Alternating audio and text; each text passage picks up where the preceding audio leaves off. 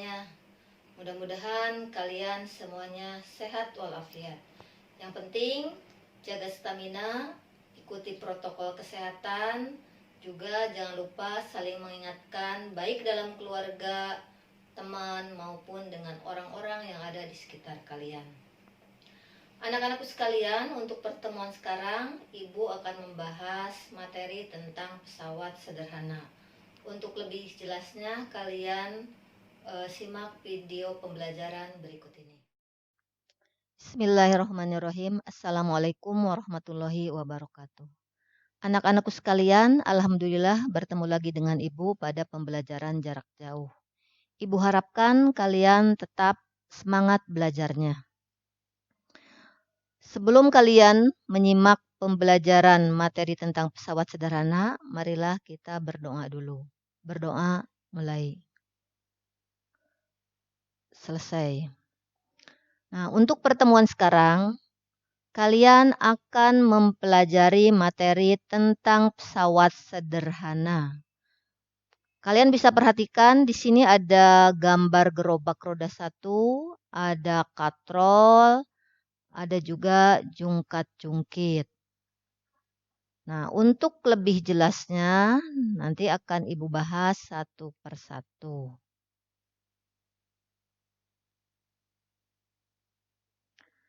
Tujuan pembelajaran, setelah proses pembelajaran selesai, diharapkan yang pertama, peserta didik dapat menunjukkan beberapa pesawat sederhana yang dijumpai dalam kehidupan sehari-hari.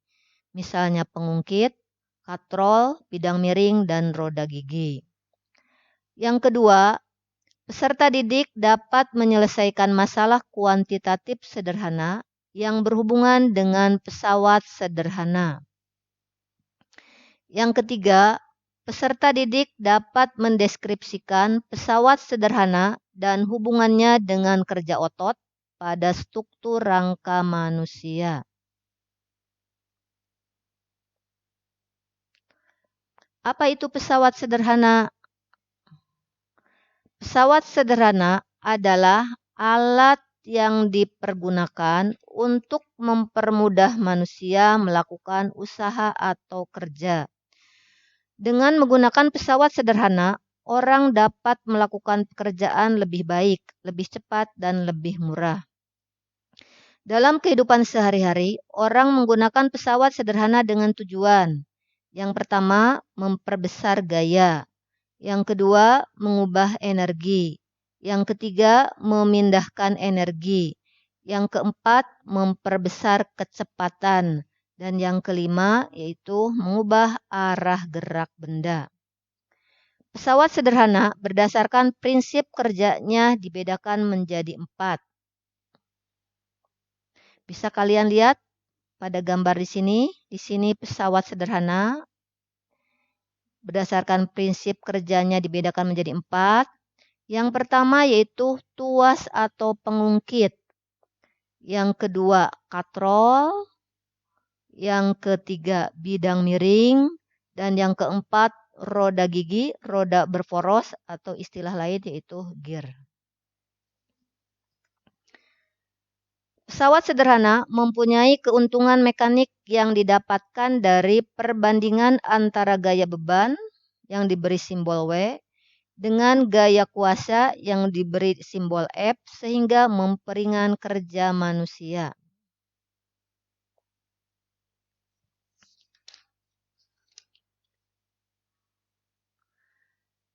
Yang pertama yaitu tuas atau pengungkit.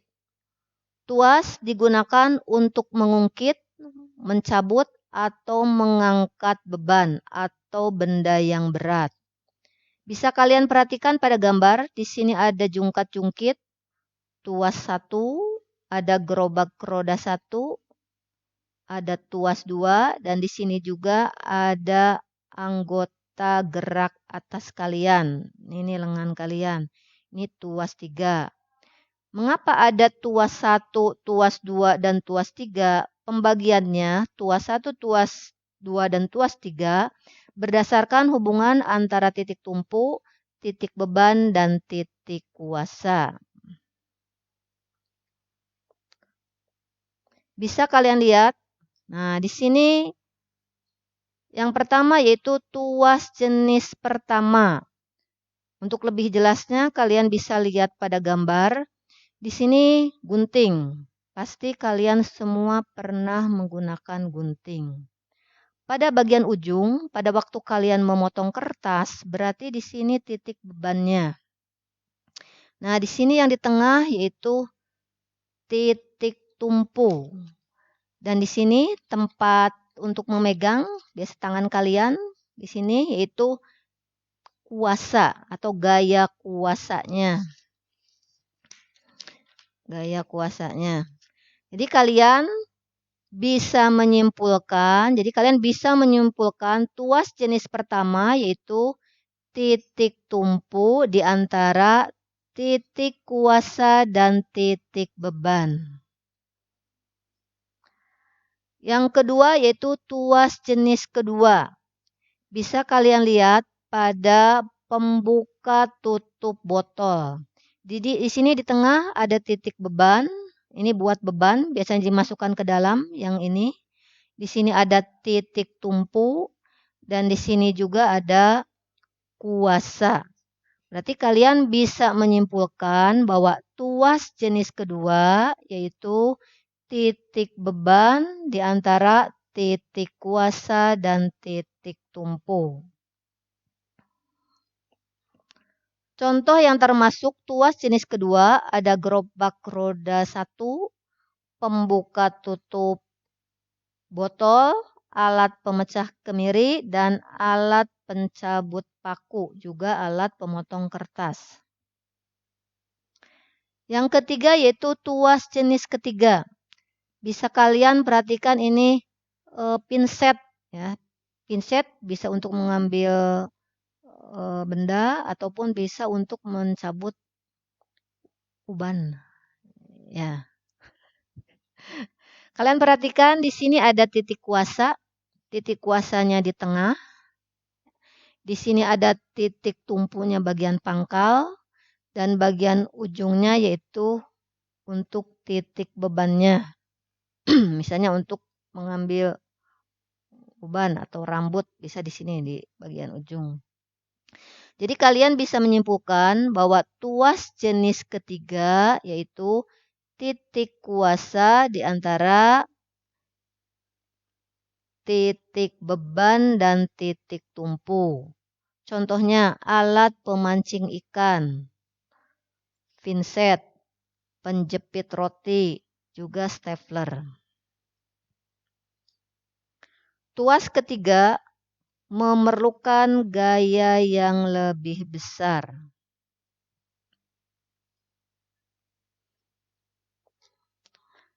Jadi, dengan adanya tuas, benda yang berat dapat dipindahkan dengan gaya yang kecil.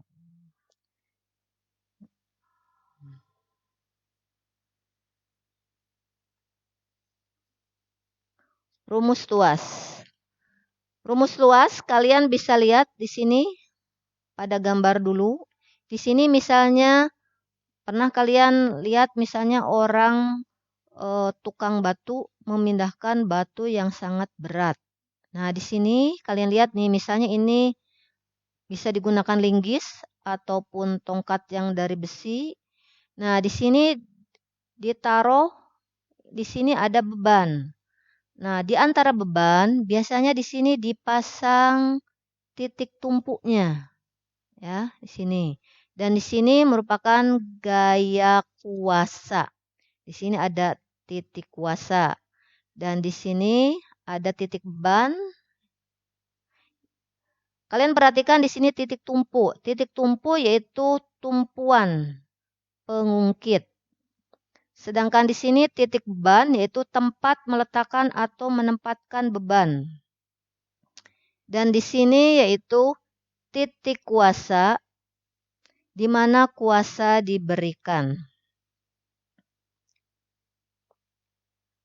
Nah, jadi kalian bisa menyimpulkan di sini persamaan rumus tuas secara matematis itu beban dikali lengan beban sama dengan kuasa dikali lengan kuasa. Di sini beban satuannya Newton, kuasa satuannya Newton sama. Nah, lengan beban, kalian perhatikan di sini lengan beban yaitu jarak antara beban dengan titik penumpu. Satuannya meter. Nah, sedangkan lengan kuasa yaitu jarak antara kuasa dengan titik penumpu. Sama yaitu satuannya meter. Biar kalian gampang mengingat rumus dari tuas yaitu W lebih filek. W-nya beban, LB-nya lengan beban, F-nya kuasa, dan LK-nya yaitu lengan kuasa. Keuntungan mekanik pada tuas tergantung pada masing-masing lengan. Semakin panjang lengan kuasanya, maka keuntungan mekaniknya semakin besar. Jadi kalian bisa perhatikan di sini keuntungan mekanis dari tuas itu perbandingan antara gaya beban dan gaya kuasa sama dengan lengan kuasa per LB. Jadi ini persamaannya keuntungan mekanis. Yang kedua, katrol. Katrol adalah salah satu pesawat sederhana untuk memudahkan pekerjaan manusia mengangkat beban ke atas atau vertikal. Di mana di dalam katrol itu sendiri terdiri atas roda yang dapat berputar pada porosnya dan terpasang tali atau rantai sebagai penghubung. Kalian bisa lihat di sini ada 3 jenis katrol, ada katrol tetap, ada katrol majemuk, dan katrol bebas.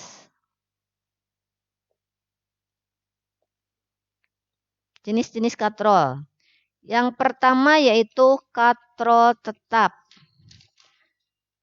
Katrol tetap, katrol yang posisinya tidak berpindah saat digunakan.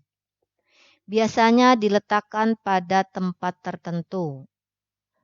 Contoh, katrol yang digunakan pada tiang bendera dan sumur timba. Kalian bisa perhatikan, di sini ada gambar katrol tetap. Di sini ada titik tumpu. Di sini titik kuasa. Dan di sini ada titik beban. Nah, ini bebannya atau W. Dan ini gaya kuasanya.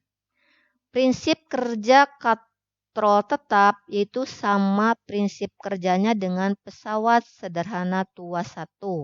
Karena titik tumpu di antara titik beban dan titik kuasa.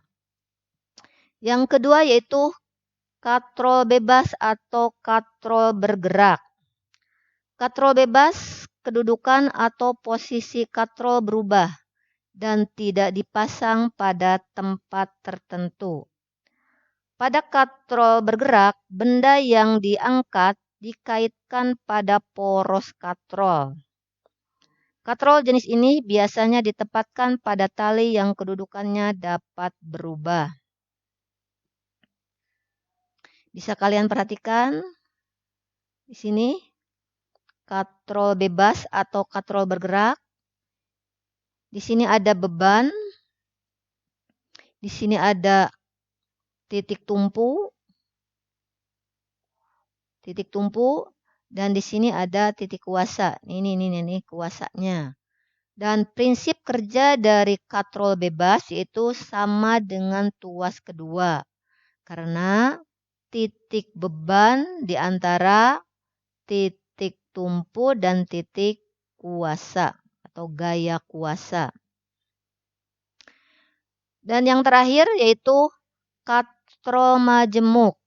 Katrol majemuk merupakan perpaduan dari katrol tetap dan katrol bebas.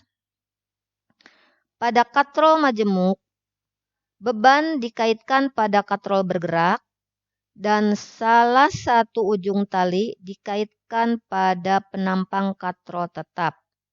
Katrol majemuk digunakan untuk mengangkat beban yang lebih berat. Kalian bisa perhatikan di sini ini katrol majemuk, di sini beban, di sini gabungan dari katrol tetap dan katrol bergerak.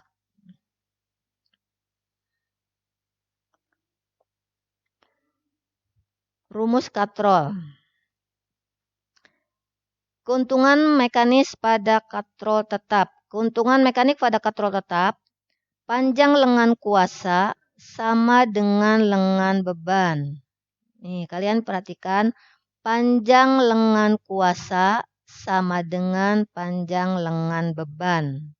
Sehingga keuntungan mekanik pada katrol tetap adalah 1. Artinya, gaya beban sama dengan gaya kuasa. Kalian bisa lihat persamaannya, Km sama dengan W per F sama dengan 1. Pada katrol bergerak atau katrol bebas, keuntungan mekanik pada katrol bergerak, panjang lengan kuasa sama dengan 2 kali panjang lengan beban. Sehingga keuntungan mekaniknya kepada katrol bergerak adalah 2. Persamaan secara matematisnya bisa kalian lihat, Km sama dengan W per F sama dengan 2. Dan yang terakhir yaitu katrol majemuk. Katrol majemuk. Keuntungan mekanik pada katrol majemuk adalah sejumlah tali yang digunakan untuk mengangkat beban. Bisa kalian perhatikan persamaannya yaitu Km sama dengan W per F sama dengan X. X menunjukkan banyaknya atau jumlah tali yang terikat pada sistem katrol. Dengan menggunakan katrol dapat memperingan gaya yang diperlukan untuk mengangkat beban.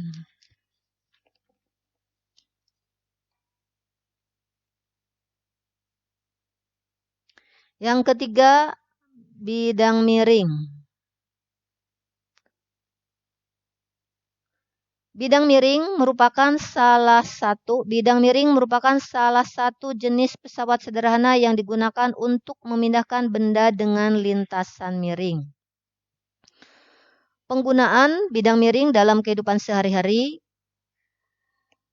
Yang pertama, bisa membantu memindahkan benda ke dalam truk. Yang kedua, tangga selalu dipasang dengan kemiringan tertentu. Misalnya kalian bisa lihat di sekolah ada tangga, bisa dilihat kemiringannya. Ataupun misalnya gedung-gedung bertingkat, biasanya ada tangga daruratnya. Sama, di situ juga dibuat kemiringannya. Dan yang C yaitu jalan di daerah pegunungan dibuat berkelok-kelok.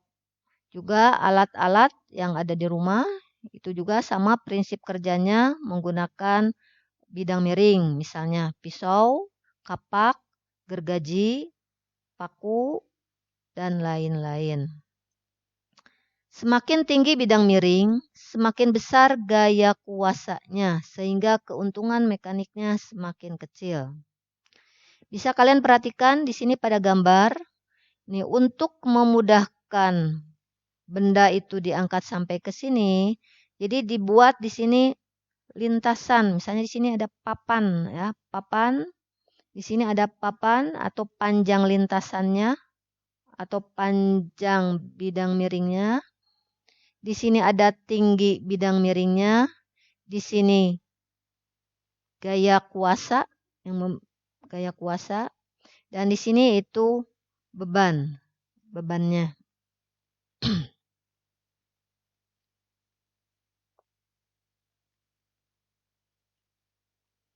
Rumus bidang miring. Nih, kalian berarti bisa menyimpulkan di sini beban dikali tinggi bidang miring sama dengan gaya kuasa dikali panjang lintasan. Jadi persamaannya yaitu W dikali H sama dengan F dikali S. Keterangannya, kalau beban satuannya Newton, tinggi bidang miring satuannya meter, gaya kuasa simbolnya yaitu F, satuannya sama yaitu Newton, S yaitu panjang bidang miring atau panjang lintasan, itu satuannya meter. Keuntungan mekanik bidang miring bergantung pada landasan bidang miring dan tingginya.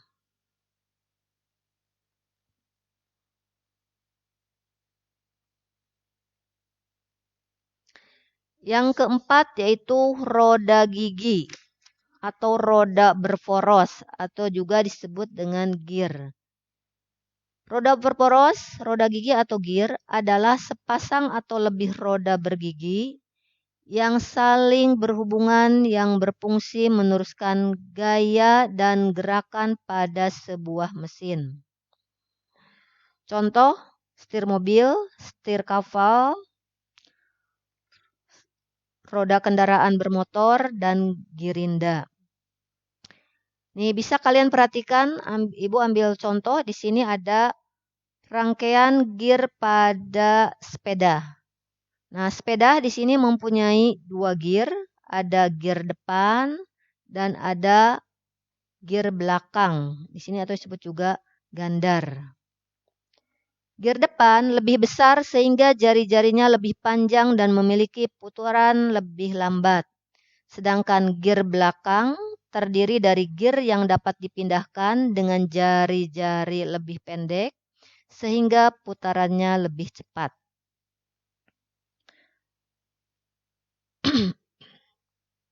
Jenis-jenis roda. Jenis-jenis roda yang lainnya yang perlu kalian ketahui. Yang pertama yaitu ada roda setali, yaitu 2 buah roda atau lebih yang dihubungkan oleh tali atau rantai, contoh sepeda dan sepeda motor. Yang kedua yaitu roda sepusat, yaitu 2 buah roda atau lebih yang memiliki pusat yang sama, contohnya roda pada mobil truk. Dan yang ketiga yaitu roda bersinggungan, yaitu 2 buah roda atau lebih yang bersinggungan satu sama lain.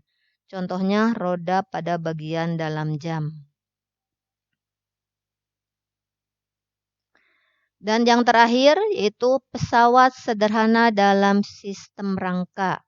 Nah, ini ada hubungannya dengan materi yang pertama yaitu yang Ibu sampaikan, yaitu sistem gerak pada manusia. Pada tubuh manusia bekerja berbagai prinsip pesawat sederhana. Manusia mempunyai kemampuan untuk bergerak dan dapat melakukan aktivitas seperti berlari, berjalan, dan lain-lain. Kemampuan melakukan gerakan pada tubuh manusia didukung oleh adanya sistem gerak atau kerjasama antara tulang sebagai alat gerak pasif, otot sebagai alat gerak aktif, dan sendi yaitu yang menghubungkan antara tulang yang satu dengan tulang yang lainnya. Nah, Ibu ambil salah satu contoh di sini yang cara kerjanya berdasarkan sistem pesawat sederhana yaitu anggota gerak atas kalian. Nah, di sini bagian lengan bawah ya di sini anggota gerak atas kalian. Di sini ada jari-jari, ini ada telapak. Pada waktu kalian memegang sesuatu atau memegang benda, di sini merupakan titik bebannya. Nah, yang jadi titik kuasa yaitu di sini lengan bawah. Pada waktu kalian memegang, secara otomatis bagian lengan bawah kalian akan terangkat. Di sini merupakan titik kuasanya. Dan siku kalian ini merupakan titik tumpuknya. Kalau kalian perhatikan,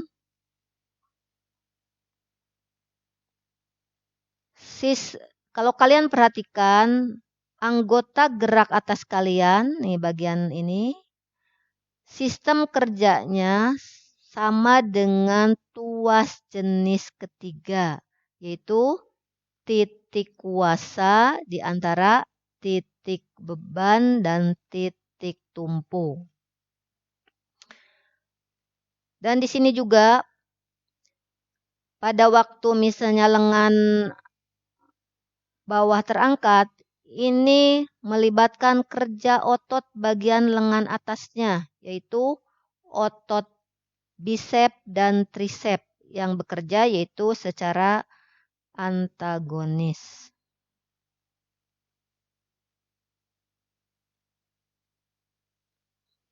Itu aja yang Ibu sampaikan tentang pesawat sederhana. Mudah-mudahan kalian bisa memahaminya. Dan Ibu harapkan pertahankan semangat belajarnya. Dan kalau ada tugas, nanti ada tugas, kalian kerjakan di e-learning.